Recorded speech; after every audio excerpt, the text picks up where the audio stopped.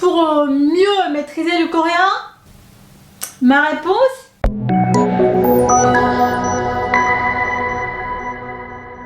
안녕하세요, c'est Maya du blog apprendrelecoréen.fr. Aujourd'hui, nous allons plonger dans une question qui intrigue de nombreux apprenants du coréen. Est-il nécessaire d'apprendre les caractères chinois pour maîtriser le coréen? Le hangul, l'écriture de la langue coréenne, a été créée au XVe siècle par un roi. J'ai déjà parlé de l'histoire fascinante de cette création dans une autre vidéo. Vous pouvez trouver le lien en description ou en pop-up. Avant cette invention, la langue coréenne existait déjà, sous forme orale, était très différente de chinois. Un exemple récent. La semaine dernière, j'étais invitée chez une amie chinoise. Je n'ai rien compris quand elle discutait avec ses amies chinoises. Avant l'introduction de Hangul, les savants ou les aristocrates écrivaient en utilisant les caractères de pays voisins, la Chine. C'est comme les Européens utilisent l'alphabet latin malgré les différences sonores entre les langues. Cela conduit à l'existence de 2 types de vocabulaire en coréen. Le coréen natif et le chino-coréen.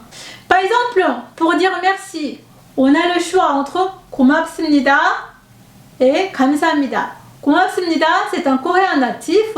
감사합니다, 감사, le mot 감사, c'est chino-coréen. Alors, faut-il connaître les caractères chinois pour dire 감사합니다? Non. Avec le hanja, les idéogrammes chinois, il n'est pas simple de distinguer l'étymologie du mot. Contrairement aux préfixes, suffixes ou infixes en français ou en anglais. Prenez-vous par exemple, il peut correspondre à 18 caractères chinois, tout différents, chacun portant un sens varié, comme richesse, femme mariée, père, négation, partie administrative et bien d'autres. Et dans le vocabulaire coréen, on utilise souvent le pour en 8 différents sens. La création de Hangul par Sejong le Grand a éliminé le besoin de hanja dans la communication quotidienne. Ma génération est moins familière avec les hanja que celle de mon père, qui a grandi à une époque où ils étaient encore utilisés dans les journaux pour clarifier le sens des mots. Prenons un exemple de mot 부자. 부자 peut signifier une personne riche ou père et fils, différencié par un caractère chinois ou par le contexte. De même, 차 peut signifier voiture ou thé. Alors, comment faire la différence? C'est un peu comme en français, avec voix, voix, voix, voix, et voix. On les distingue selon le contexte ou l'orthographe. Moi, j'ai appris 1200 hanja à l'école quand j'avais 7 ans. D'ailleurs, la plupart des Coréens pouvaient écrire leur nom et prénom en caractère chinois, bien qu'il existe des prénoms purement coréens. Par exemple, mon prénom coréen signifie la courtoise des nuages.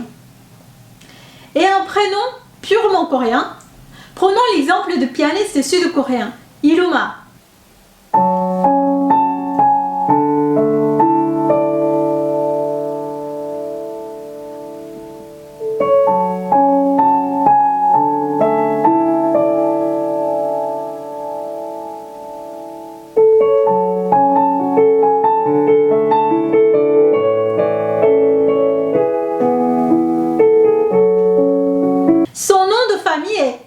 En coréen ou Lee en romanisation et son prénom c'est Ruma.